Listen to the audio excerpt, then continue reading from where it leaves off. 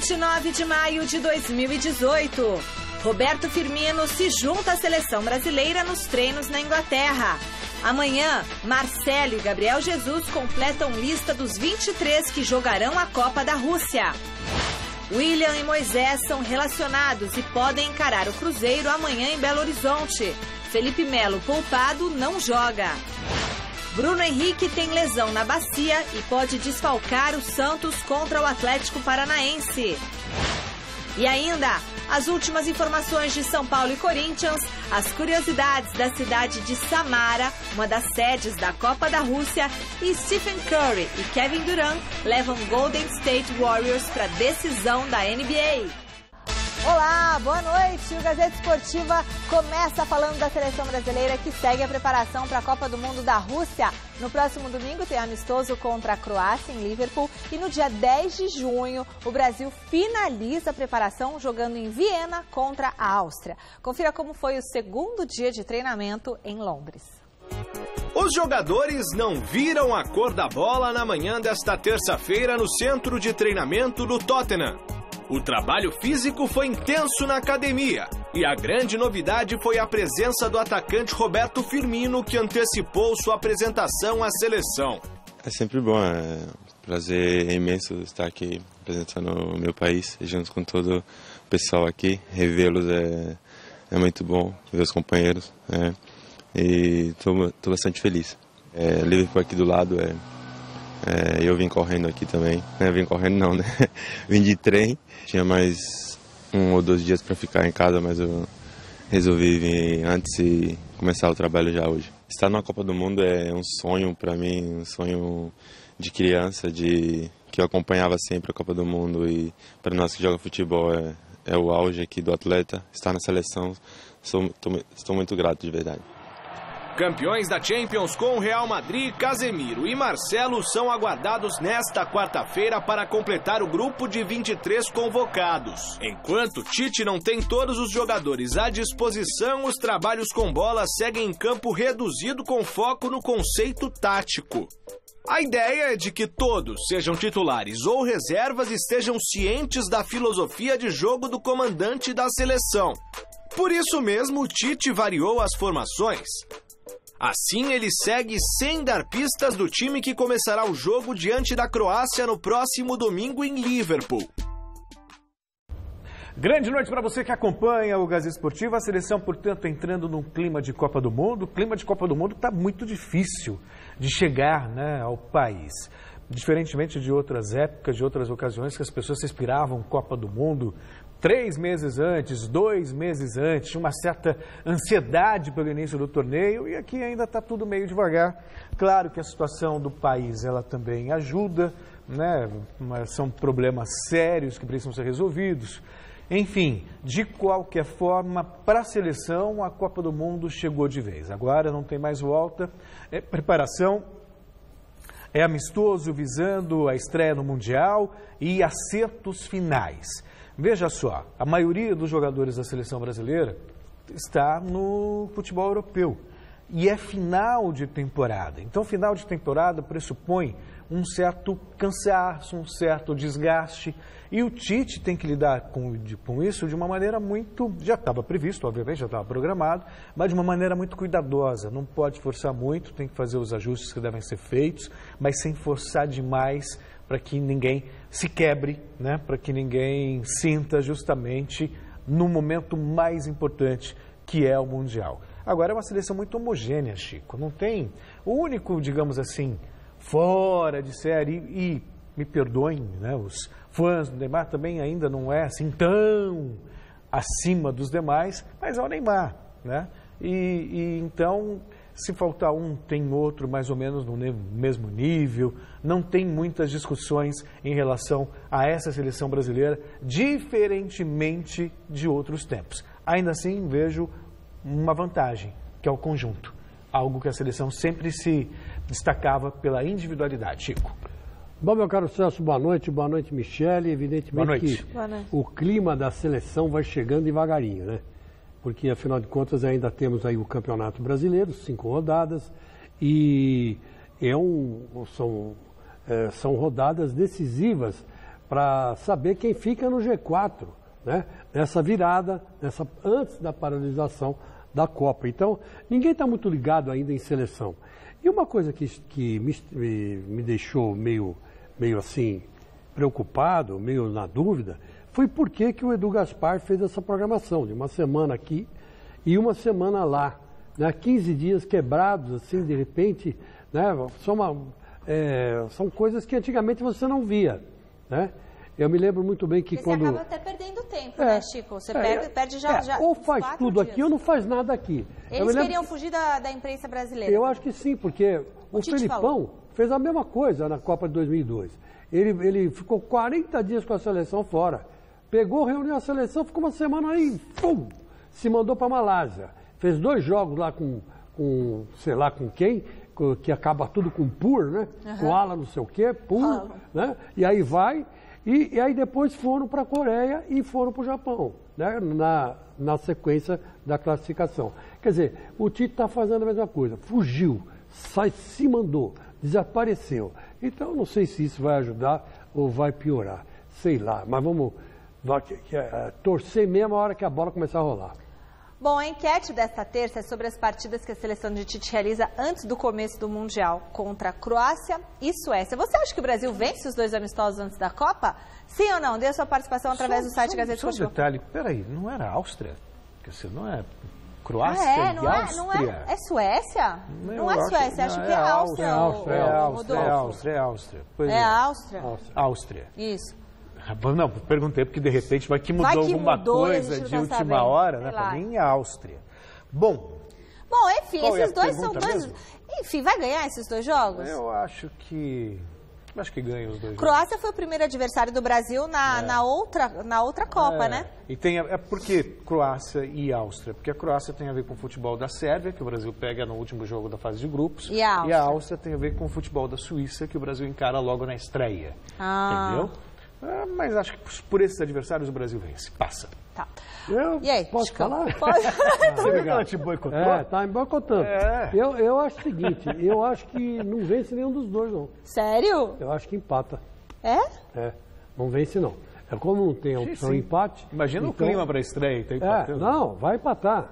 Vai empatar, então eu acho que não vence os 2. Não vence, não. Bom, eu não sei. Bom, olha... Agora tem uma dica para você que está pensando em se inscrever na prova ciclística 9 de julho. Quem tem paixão pelo esporte, é ciclista amador aqui em São Paulo, precisa se esforçar muito para encontrar locais seguros para treinamento na capital paulista. Por isso, nada melhor do que ouvir as dicas de quem já pedala há mais tempo. Confira na reportagem de Murilo Azevedo. A prática do ciclismo de estrada demanda tempo, espaços com quilometragem alta, variações de terreno e segurança. Por essas e outras, atletas e praticantes da modalidade já encontram um desafio antes mesmo da largada de uma prova. Sem dúvida, é achar lugares bons para treinar, porque assim, ou você tem que se deslocar 1h30, 1 hora para achar uma estrada segura. Para o ciclismo, você precisa de variações de ruas, de treinos, né? Você tem que pegar uma subida, você tem que pegar uma reta, tem que pegar uma variação com elevação, né? Altimetria. Infelizmente, a gente é carente o esportista ele é bem carente de lugar para treinar, né? O mais famoso point de treino é a cidade universitária. A USP é o tradicional lugar de treino dos ciclistas.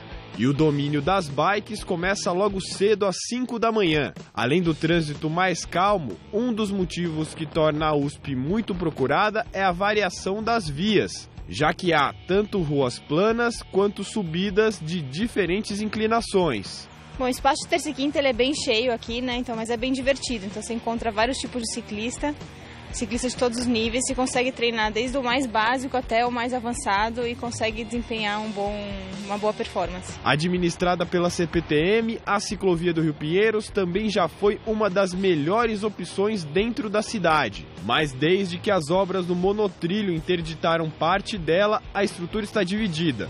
O lado mais usado vai da Vila Olímpia até a altura do Parque Vila Lobos. São pouco mais de 7 quilômetros, com banheiros e bebedouros ao longo do caminho. Das rodovias, a mais usada por ciclistas em treinamento é a dos Bandeirantes. Mas, pela falta de segurança, muitos também procuram espaços fora da capital, como são os casos da Estrada dos Romeiros, que vai até Itu, e da Estrada Ecoturística do Suru, em Santana de Parnaíba. Nos últimos anos, ganhou destaque a rodovia Caminho do Mar, em São Bernardo do Campo.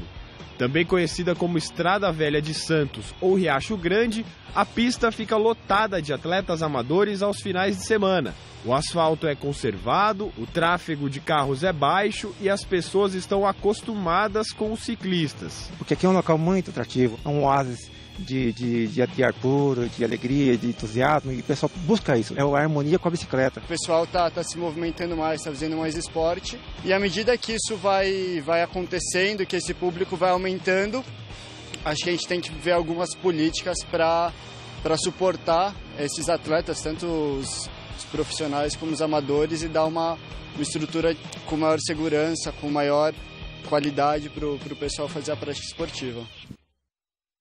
E hoje temos ela aqui em nossos estúdios, Renata Falzoni, trazendo pra gente essa alegria, esse sorriso gostoso. Tudo bem, Rê? Tudo super excelente, Michele. Estamos aqui. Você veio pedalando, né? Com certeza. Pô, para quem pedala na cidade, toda essa crise que nós estamos vivenciando, ela passa ao largo. O que é interessante, que, por exemplo, a gente vai falar de São Paulo, né? Uhum. São Paulo está vazio, não tem carro. O congestionamento está nas ciclovias. Olha que legal. Muito legal. Hoje mesmo eu fui filmar, é interessante, porque eu vi, inclusive, muitos ciclistas que normalmente treinam com as bicicletas de estrada, circulando como meio de transporte nas ruas e nas ciclovias da cidade. Então, hoje, mais um lugar interessante para você treinar aqui na cidade de São Paulo é nas próprias ruas de São Paulo, que estão livres de carro. É verdade, é muito bacana isso. E aí, o Murilo Azevedo trouxe na reportagem pra gente justamente diversas opções para você poder se preparar para a prova ciclística 9 de julho, né? Então, esses lugares, eu até estava perguntando para a Renatinha aqui nos bastidores, eles são seguros, Renata? Não existe mais lugar seguro neste Brasil que a violência entre as pessoas está muito grande. Infelizmente, nenhum desses lugares é seguro. Mas quais são as dicas? Pedale em grupo, pedale no pelotão, saiba os horários, fique esperto. Se acontecer o pior, não reaja, não pode reagir. E fé em Deus e pé no pedal. É isso, tem que ser assim. Porque se a gente for ficar pensando em assalto, a gente não sai nem de casa, né? Agora, existe uma pesquisa, Michele, é uma outra coisa, em cima de meio de transporte. Os ciclistas, isso está comprovado, foi uma pesquisa feita grande pelo SEBRAP, entre outras coisas que eles estudaram, foi a sensação de prazer e de segurança que o ciclista sente é maior. E, de fato, é maior do que aquele que está dentro do carro, que está refém, não tem para onde ir. Então, assim, o ciclista, comprovadamente, ele aproveita mais a cidade, ele curte mais a cidade e ele se sente melhor na cidade do que a média da população paulistana. Isso é interessante. E fica com a saúde em dia, com o corpo muito bem tonificado, com certeza. Então, você que quiser se inscrever, Prova Ciclística Internacional 9 de julho, as inscrições estão ainda abertas lá no site gazetesportiva.com. Vai acontecer dia 9 de julho de manhã, Renata Falzoni, eu, Vinícius Rodrigues, todo mundo participando, tá certo? Certo, Renatinha? Maravilha, corre lá para não perder a inscrição. Isso aí, bom retorno para casa hoje de bicicleta. Mas eu estava pensando, se acabar minha gasolina, como que eu venho para cá? Tudo bem que está normalizando, mas 100 quilômetros de filas, né? Eu pensei de vir de bicicleta, mas aí Radial Leste, para eu voltar à noite é muito complicado pegar, não dá, é difícil demais. Mas você de noite pode levar sua bicicleta no metrô, tá. No caso da Zona Leste. Você pode vir pedalando de noite depois das 8h30, você pode entrar com a bicicleta no trem e no metrô, e sem problema, sem dobrar, é muito fácil. Essa intermodalidade é o que nós ciclistas de meio de transporte propomos. Você usar a bicicleta e combinar com outros meios de transporte. Arrasou, Rê. Muito obrigada, minha querida. Beijão.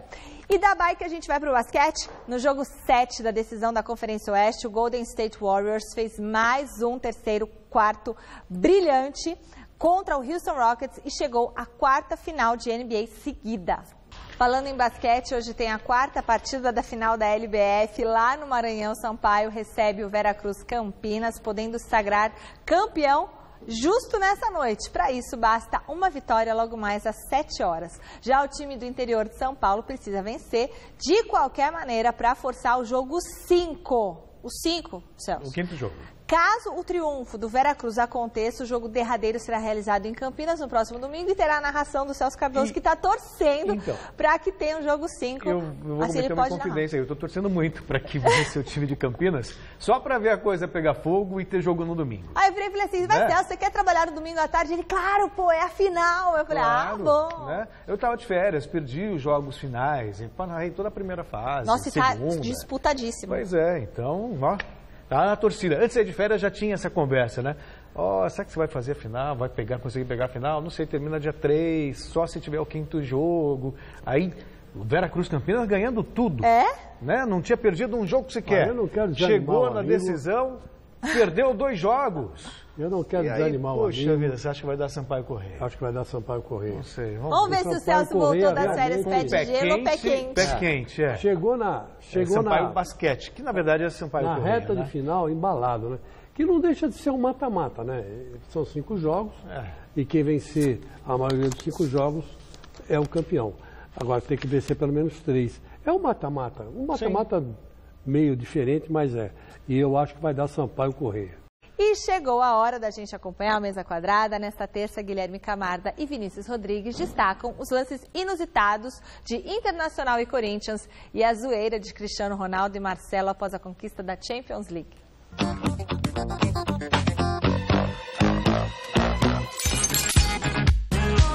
Fala, ô de casa! Começando mais um Mesa Quadrada. Fala, Vini! Fala, Gui! Fala, você de casa! Bem-vindo a mais um Mesa Quadrada na sua TV! E o Brasileirão, hein? Derrota de Corinthians, Palmeiras, São Paulo ganhando. Aí, o que tá acontecendo, São Paulo tá invicto, cara! Eu não tô entendendo é mais nada, velho! Mais nada! Vamos dar um giro pra ver o que rolou esse final de semana? Gente, vamos começar com um lance preocupante. Olha aí, ó.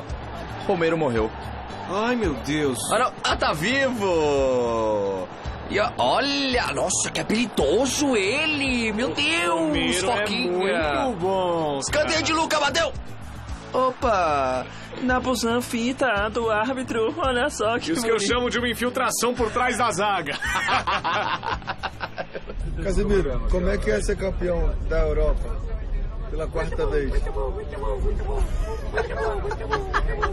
Vai pra cima, vai pra cima. The Champions! The Champions!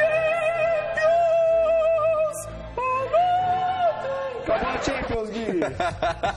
Real Madrid novamente campeão. Que absurdo esse aqui. E o Karius, goleiro do Liverpool, que falhou 2 vezes. Tem uma foto dele circulando aí. E o Mesa Quadrada, com exclusividade, mostra foto do goleiro Karius após o jogo. A mesma praça. Muito bom, E tem um discurso muito interessante do presidente do Real Madrid também. Aí o presidente Florentino Pérez tá falando lá e os caras tão preocupadão, né? Olha o gajo Cristiano Ronaldo tirando um sarro ali, ele com o Marcelo. Uma questão muito engraçada, a carinha do Ronaldo aí. Ai, meu Deus do céu, cara. Agora vai. Oh, não, agora não vai. Acabou, aí. E é isso aí, pessoal. Esse foi o Mesa Quadrada de hoje. E se o pessoal quiser falar com a gente... Fala com a gente no hashtag Mesa Quadrada no Twitter. Manda sua mensagem pra gente, tipo a Maíra Inocêncio aí, que mandou mensagem pra nós. Ou no @Mesa Quadrada Oficial no Instagram também. E domingo tem Amaral no Mesa Quadrada, hein? Se Deus ajudar, né? Valeu, gente. Até domingolas!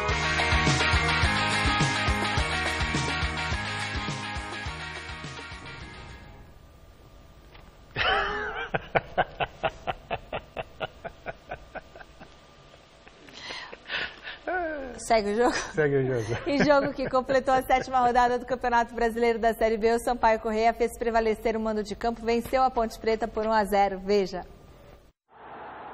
O Sampaio Corrêa precisou de apenas 21 minutos para vencer a Ponte Preta no Maranhão. Bruninho fez o gol da partida e encerrou a invencibilidade da Macaca jogando fora de casa.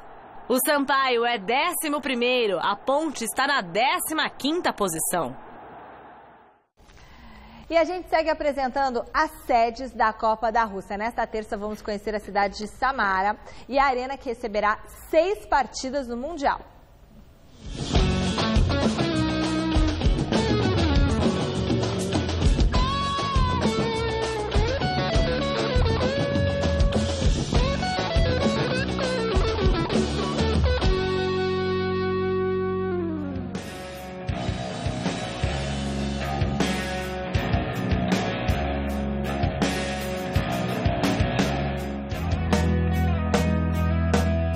Samara é a 6ª maior cidade russa e está localizada às margens do rio Volga. É um dos principais centros de engenharia mecânica e metalúrgica do país, com destaque para a indústria aeroespacial.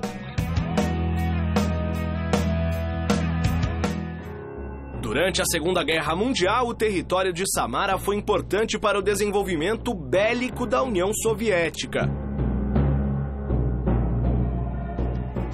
Passando da Segunda Grande Guerra à tranquilidade dos tempos atuais na modernizada Samara. O rio que corta a cidade oferece bons espaços de lazer para turistas. Nesta Copa do Mundo, o futebol na cidade estará representado pela Arena Cosmos, construída no distrito de Radiotenza. As inspirações para a concepção arquitetônica deste belíssimo estádio vêm da relação íntima da cidade com a tecnologia aeroespacial. Por isso o nome de Arena Cosmos. Os mais de 1 milhão de habitantes de Samara terão a honra de receber 6 jogos do Mundial na Arena, que possui capacidade para mais de 44 mil pessoas e custou aproximadamente 1 bilhão e 440 milhões de reais. Craques como Luiz Soares, Edinson Cavani, Keylor Navas e muitos outros entrarão em campo no estádio em partidas válidas pela primeira fase. Além destes 4 confrontos, Samara receberá ainda um jogo de oitavas de final e uma partida das quartas.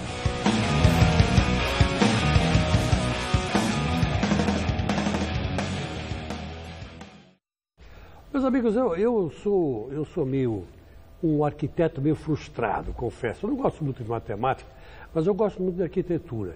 E esses estádios da Rússia, cada cidade tem uma arquitetura diferente da outra, né? Vocês repararam? Olha que coisa interessante. Esse estádio, por exemplo, parece lembra um pouco assim, um Pacaembu mais aumentado, né? Mas ele é todo aberto, né? Ele tem, embora ele seja coberto também, mas ele tem umas falhas, umas aberturas nas laterais, tem 3 andares, é um negócio fantástico, né? É um estádio para 40 mil pessoas, olha lá, é isso que eu quero dizer, ó, parece o Pacaembu que lembra o tobogã ali no final, né? Então, cada estádio tem a sua arquitetura, e eu sou fissurado nisso, porque eu acho que isso aí é uma coisa muito bacana. Isso demonstra o quê? Isso demonstra organização, isso demonstra racionalidade, né? E isso demonstra também, vamos dizer assim, aquele espírito coletivo, né? Onde o cidadão pode sentar em qualquer lugar do estado e se sentir bem, né? E não vai ter aquele ponto cego que o cara quer ver o jogo e não consegue. Como nada contra o Morumbi, mas o Morumbi está cheio de ponto cego, né? Quando está lotado, ninguém vê nada. Era um horror quando só tinha o Morumbi e o Pacaembu. O Pacaembu já não tem ponto cego, tem poucos pontos cegos. E aí não tem nenhum, quer dizer, é um negócio fantástico. Eu sou louco pela arquitetura e os arquitetos russos, olha, tem tradição, hein, Mirei? É verdade. Minha mãe é arquiteta, sabia? Ah, é? É. Oh, mais um ponto em comum. É. E você sabia que a Suíça, a primeira adversária do Brasil na Copa, já foi campeã do mundo? Sim, os suíços conquistaram em 2009 o Mundial Sub-17 na Nigéria. Marina Paniza e Caio Poltronieri contam pra gente como que essa geração vencedora é a mesma que estará atuando na Rússia. Do you think the result of this evolution was the title of the World Cup in 2009? The U17 was the biggest success ever, but of course it was a result of this evolution. But we knew, we were aware that this good generation.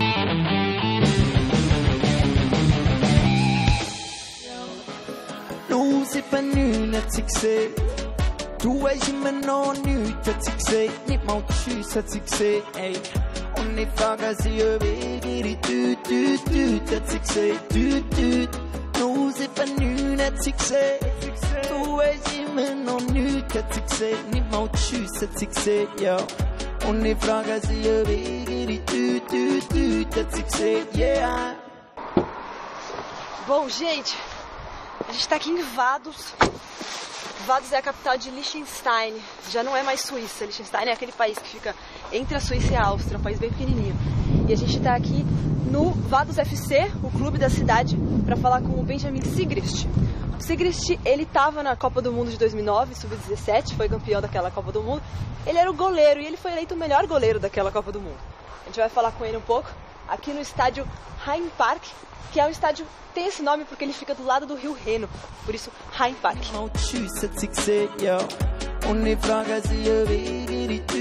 Ich kann mich erinnern, dass es das erste große Turnier war. War natürlich noch etwas jünger, ich war erst 17 und das war so das erste Mal, dass man mit der Nationalmannschaft wirklich weit weg ging. Wir fliegen nach Nigeria und das war einfach alles sehr aufregend.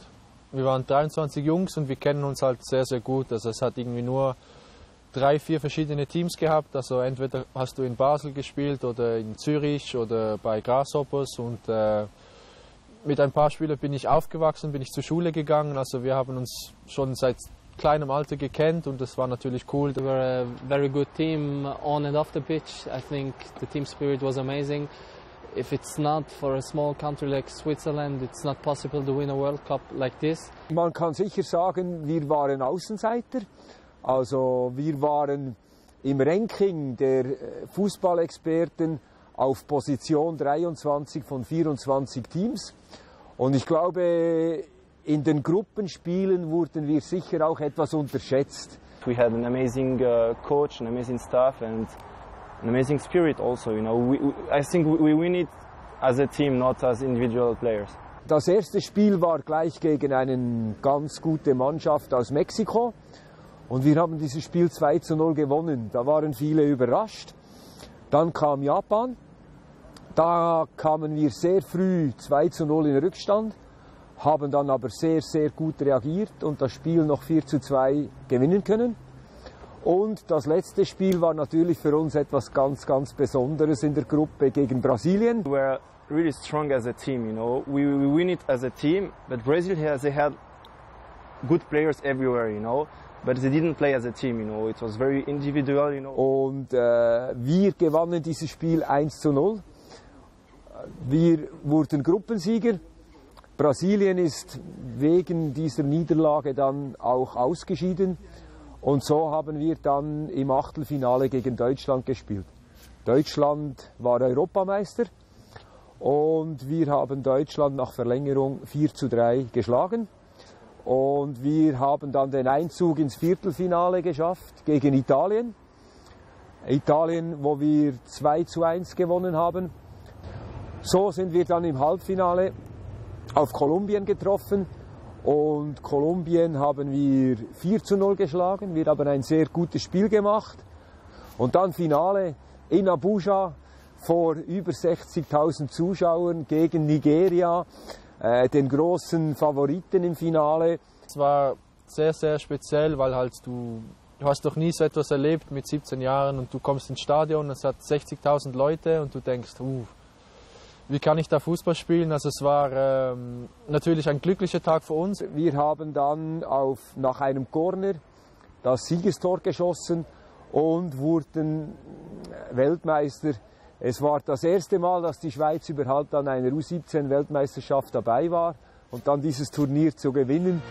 Und das Tor für die Schweiz, Seferovic! Ja, wir sind da hingegangen, jetzt ohne ein richtiges Ziel. Wir haben gesagt, wir sind hier, wir wollen Spaß haben. Und nachher haben wir das erste Spiel gewonnen, dann das zweite, dann das dritte. Dann haben wir gesehen, was möglich war und dann haben wir uns Ziele gesetzt und hatten einfach Spaß am Fußball. Und wo wir im Finale dann waren, wollten wir halt das Ding nach Hause holen und das haben wir dann gemacht. Der beste Moment war die Siegerehrung, weil für mich war es doppelt schön, weil ich habe den Pokal bekommen für den besten Torhüter und nachher durfte ich mit meinen Teamkollegen den Weltmeisterpokal stemmen. Also es war schon etwas, das ist unbeschreiblich und es sind viele, viele Emotionen. Und am Schluss, glaube ich, unsere ganz große Stärke war unser Teamgeist. Wie gesagt, ich glaube, es hatte Mannschaften, die hatten bessere Einzelspieler als wir. Aber als Team waren wir die Besten.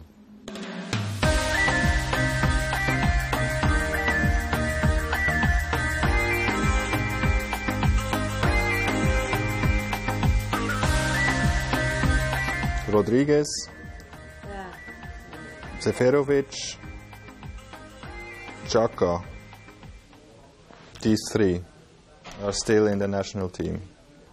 Nur 3 sind eigentlich viel. Also wenn du siehst, der Jahrgang 92, wir haben fast von 23 Spielern sind 20 oder 19 Profis geworden. Das ist sehr viel für einen Jahrgang. Und man muss bedenken, wir sind halt nicht so ein großes Land. Wir haben nicht so viele Einwohner wie andere. Also ich denke, im Verhältnis gesehen sind 3 Spieler relativ viel. Die Hälfte der Spieler hat es geschafft, einen Schritt weiterzukommen. Nochmal die Hälfte davon hat es geschafft, sich zu etablieren und sich auch in der Nationalmannschaft festzusetzen, einen Platz zu finden. Das heißt, die Selektion ist immer strenger über alle Stufen und der Platz ist immer kleiner. Also das heißt, es zeigt auch das hohe Level der Schweizer Nationalmannschaft, dass man nicht einfach, wenn man mit 17 Erfolg gehabt hat. Also der Titel ist für mich eigentlich, wie soll ich sagen, eine Bestätigung, eine Auszeichnung, dass das, was wir vor 20 Jahren in der Schweiz begonnen haben, das Richtige und das Gute war und man sehr erfolgreich sein kann damit. Das zeigt, wir haben gute Teams in der Schweiz und das war so quasi eine Bestätigung, dass wir vieles richtig machen im Schweizer Fußball. Die Schweiz ist Weltmeister und jetzt, meine Damen und Herren, gehören die Bilder den Siegern der Schweizer Fußball-Nationalmannschaft. Ich werde verrückt. Die Schweiz ist Weltmeister. A gente fez... desculpa, achei que era... Não. A gente fez aqui a enquete, né, sobre se o Brasil venceria os 2 próximos jogos antes da Copa do Mundo, Croácia e Áustria, e eu nem titubeei. Para mim, eu acho que o Brasil vence. A Suíça, por exemplo, eu tenho sérias dúvidas, ou grandes dúvidas, se o Brasil realmente vence na estreia. É o jogo, talvez o jogo mais difícil da primeira fase. Primeiro, porque é uma seleção que se fecha muito. Vimos aí nos últimos jogos, as últimas 2 Copas do Mundo. Aliás, me lembro até que em 2010, eu tinha falado aqui que a Espanha seria campeã, e a Espanha estreou contra a Suíça, perdeu por 1-0 e vocês fizeram um videozinho, tirando sarro, falando, falou que a Espanha ia ser campeã, perdeu na estreia para a Suíça, blá, blá, blá. Eu fui contra esse vídeo. Eu me lembro. Eu nem lembro disso. Mas foi bom, mas rir por último, né? Quem ri por último ri melhor. Mas enfim. É então, bobo quem ri por último, sabe? Mas não entendeu a piada. E a Suíça venceu a Espanha na estreia. Tá? Então tem o esquema de jogo suíço que o Brasil tem encontrado muita dificuldade em furar uma linha de 5 lá atrás. Tem isso. Segundo, tem nervosismo de estreia. Estreia, por mais tarimbado que você seja, por mais experiente, por mais preparado, tem o friozinho na barriga, tem aqueles minutos que te deixam, sabe, mais tenso, mais travado. E se a coisa não funcionar bem, tende você a ficar muito mais ansioso. Então, por tudo isso, eu acho que vai ser o jogo mais difícil do Brasil. Olha, eu já vou discordar um pouco de você, que por essa matéria que a Marina foi lá e trouxe, a matéria recente, né, tem 20 dias, 15 dias, a gente percebe que, na verdade, os caras estão vivendo de passado. Não, então em 2009 fomos lá, fomos campeão sub-17, agora a Suíça ganhou, tem jogos que eles fizeram eliminatórias fantásticas, eles só ficaram em segundo Isso e perderam mostra que eles estão investindo um jogo. no futebol e crescendo então, mas eu no acho futebol. que, sabe, é muito pouco para um país que está aí jogando Copa do Mundo desde o começo da Copa do Mundo. Eu não vejo a Suíça como um grande adversário. E se você falou de nervosismo, se você acha que os brasileiros vão ter nervosismo de estranho, imagina esses caras aí. Porque, se toma 1, toma 5. É que a pressão em cima do Brasil é maior. A responsabilidade sobre o Brasil é muito maior. Quem que é o que tem a obrigação de ganhar? Vencer. É o Brasil. Ninguém tem obrigação de fazer nada. Aliás, você sabe que a equipe técnica lá do Tite distribuiu, né, entre vários clubes aqui do Brasil, todas as seleções para que a comissão dos clubes do Brasil, por exemplo, Grêmio, analisasse a Suíça e passasse as impressões deles para a seleção brasileira. Vocês sabiam disso? E aí, acho que justamente o Grêmio que está com a Suíça e fazendo uma análise do trabalho deles. Claro que a gente vai falar rapidinho, só para, não quero me estender muito, a gente vai falar muito sobre Copa do Mundo, tem uma Copa do Mundo inteira para a gente falar. Quando? Mas é um jogo chave para o Brasil. Por quê? Porque vamos imaginar que o Brasil tropece. E aí vai ter que ir para uma última rodada contra a Sérvia precisando vencer. Com toda a pressão. E é outro jogo encardido. As pessoas estão achando, vai nadar de braçada. Não vai. Não vai. Que eu esteja errado, mas não vai. Eu acho que vai nadar de braçada, na classificação não vai ter problema. O problema maior vai ser oitava de final e quarta de final. Aí sim, semifinal, se chegar na semifinal, né? E se chegar na final, aí nem se fale. Que pode dar Brasil e Alemanha de novo. Então eu não sei não. Acho que não tem time para chegar na semifinal e nem na final. No Santos, o técnico Jair Ventura ganhou um problema para o jogo da próxima quinta contra o Atlético Paranaense na Arena da Baixada. Com um trauma na bacia, o atacante Bruno Henrique pode desfalcar a equipe que em 6 jogos pelo Brasileirão perdeu 4, venceu 2 partidas e atualmente ocupa a 15ª colocação com 6 pontos. O jogador segue fazendo tratamento intensivo no trauma originado por uma pancada na trave no duelo contra o Cruzeiro no final de semana. Nesta temporada, o atacante do Peixe já sofreu 2 lesões. A primeira no olho direito, afastou o atleta dos gramados por 3 meses, e a segunda na coxa esquerda aconteceu no final de abril, deixou o jogador parado por pouco mais de um mês. Que fase, hein? O destino, às vezes, ele é cruel, se é que a gente pode falar de destino, né? Mas, poxa, primeiro ele tem uma lesão no olho, que o tira dos gramados por vários meses. O primeiro jogo foi o primeiro jogo. Aí depois ele volta, tem uma outra contusão. Aí volta de novo, bate a bacia na trave. Que é isso? É para se rezar, benzer muito. E para mim, o Bruno Henrique, ele é, dos jogadores que atuam no Brasil... Bom demais. O melhor. Para mim, ele é o melhor. Era o ano passado. Sim, esse ano aqui não conseguiu jogar. Agora, só uma coisa. Meu filho, numa boa, passa numa igreja, toma lá uma bênção. Isso. Né? Ou vai numa igreja evangélica, tira o demônio do corpo... Ou vai num centro espírita, uma mãe de santo, e toma um banho de sal. Seja ecumênico nessa hora, porque você está com zika. Você está com zika, Bruno Henrique. Você tem que tirar essa zika do corpo. É verdade, Bruno Henrique. Seu avô que o diga, tem que orar muito. E tenha fé, Bruno Henrique, que vai passar. No São Paulo, o técnico Diego Aguirre comandou mais um treino às vésperas do confronto de amanhã contra o Botafogo no Morumbi. Adriano Dolfo conversou com o zagueiro Anderson Martins. Veja. Nesta quarta-feira, o São Paulo volta a campo no estádio do Morumbi para enfrentar o Botafogo do Rio. Jogo importante para o tricolor paulista. Ao meu lado, Anderson Martins. Anderson, você que está voltando aí de suspensão, queria que você falasse da importância desse jogo aí. São Paulo agora tentando a liderança do Campeonato Brasileiro. É um jogo importante, né, para nossas pretensões dentro do campeonato. A equipe vem de um resultado muito importante lá contra o América, que nos dá essa condição, né, de brigar ali pelo topo do campeonato. Acho que a equipe está num bom momento, né? A gente tem evoluído a cada jogo e com certeza o pessoal aqui vai procurar escalar o que ele achar de melhor para que a gente continue aí nessa sequência de vitórias e a gente espera que a gente faça um grande jogo. O treinamento vai ser fechado à imprensa, né, Anderson? Mas o Aguirre, ele já revelou se pretende poupar alguns jogadores nessa maratona aí que vai ser das mais desgastantes aí para a equipe? Temos aí jogos importantes, né? Alguns jogadores também têm alguns problemas de cartões, né? Que pode ficar fora de alguns outros jogos importantes. Mas eu acho que o professor Aguirre tem sempre demonstrado durante os treinamentos, né? Para todos estarem prontos, que as oportunidades sempre aparecem. E eu não tenho dúvida que a gente vai continuar nesse empenho, nessa dedicação para deixar o São Paulo cada vez melhor posicionado na tabela. Para a gente encerrar, eu queria que você falasse dessa nova fase do São Paulo agora, depois de um momento de turbulência com invencibilidade. Acho que um novo momento também para os jogadores, um clima bacana aqui no grupo, os jogadores mais presentes um com o outro. E o Nenê, né? O Nenê em uma fase maravilhosa. Você que jogou com ele no Vasco da Gama. Realmente é isso que vocês esperavam do Nenê depois daqueles anos que ele realizou, anos bons no Vasco da Gama?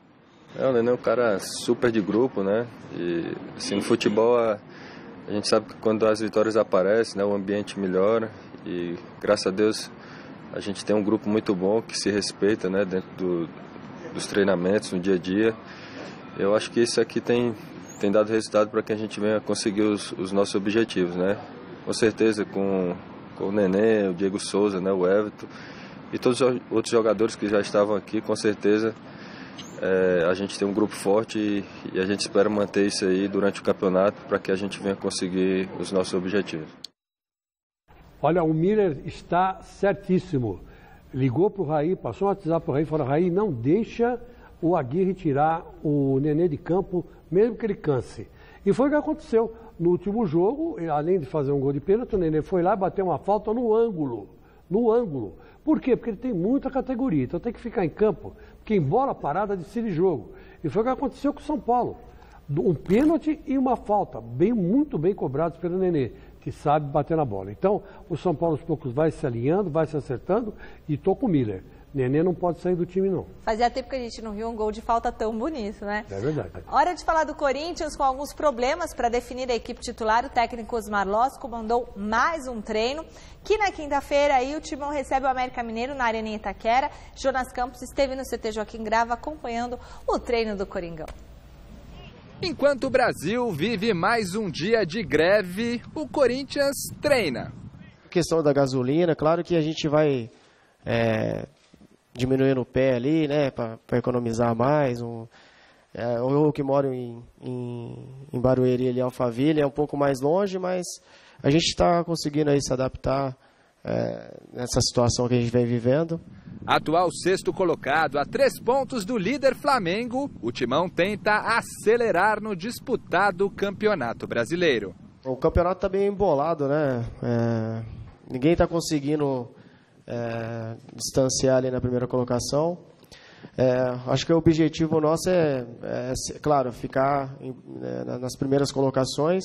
Quinta-feira contra o América Mineiro em Itaquera, além dos 3 pontos, os jogadores buscam dar a primeira vitória ao professor Osmar Loss no comando da equipe. Vai ser um jogo difícil contra o América, né? Mas estamos jogando dentro de casa, a gente precisa conseguir essa vitória para encostar ali na parte de cima ali dos líderes.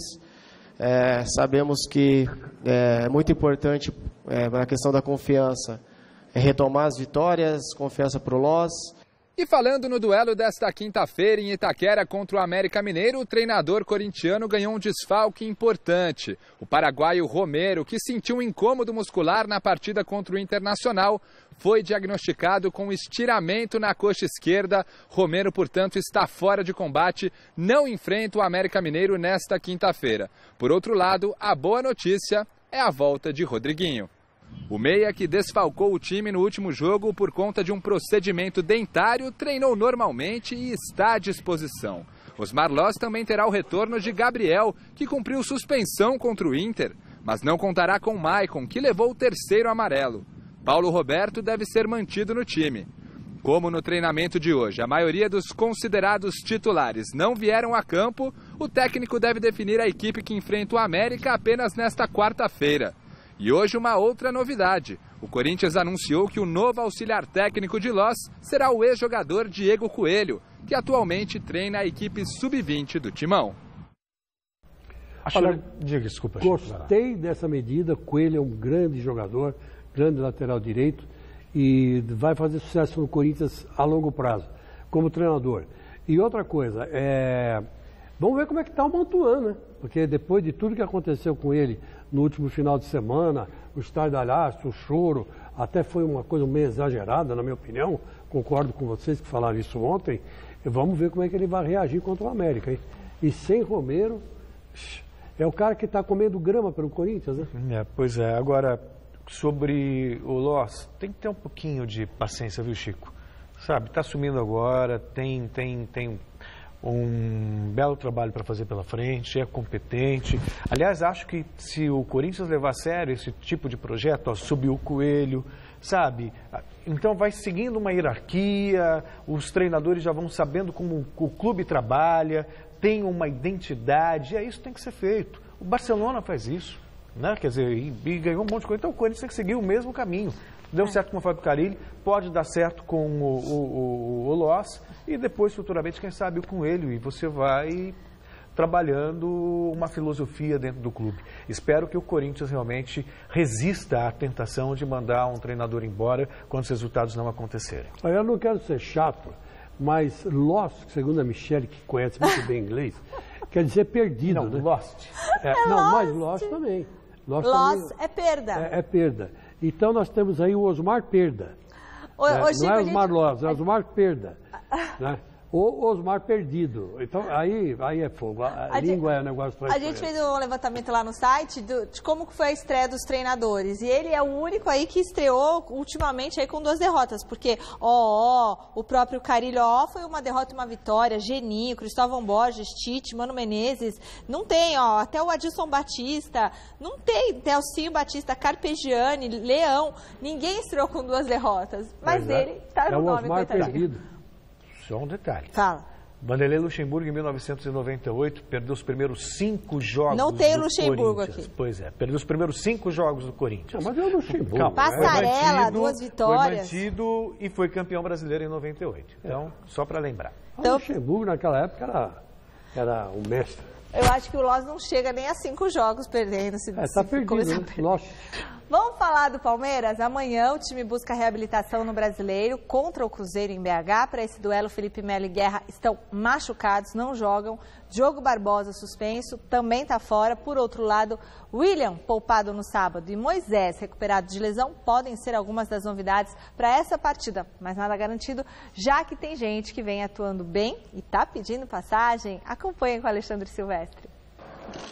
Ano passado, Johan pouco jogou. Entrou em 7 partidas, nenhuma como titular. Fácil nunca foi, porque todo jogador quer estar jogando, quer estar dentro de campo, quer estar tendo oportunidade, por vezes entrando alguns minutos, mas eu sempre soube que se eu abaixasse a cabeça e desanimasse, é aí que eu não ia jogar mesmo aqui. Porque o nível, qualidade do grupo é muito grande, então eu tinha que evoluir, buscar melhorar, então na minha cabeça eu tinha isso como meta, eu tenho que primeiro melhorar a minha qualidade, o meu porte físico, a minha mentalidade, para quando eu tivesse oportunidade eu tivesse preparado. Em 2018, ele já disputou o mesmo número de jogos do que em 2017. E num deles, no Peru, começou jogando e fez gol.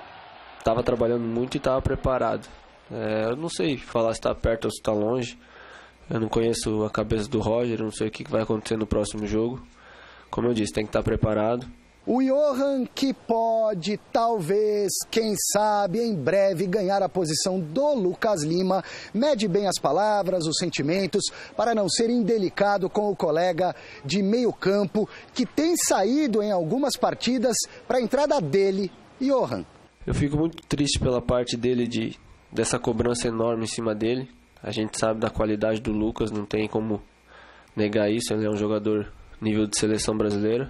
Às vezes a gente não está numa boa fase, talvez não está numa boa fase, que algumas pessoas falam, mas eu vejo ele como um jogador qualificado, que uma hora ou outra pode decidir com um passe, com um gol, e a gente conta com ele em todos os jogos.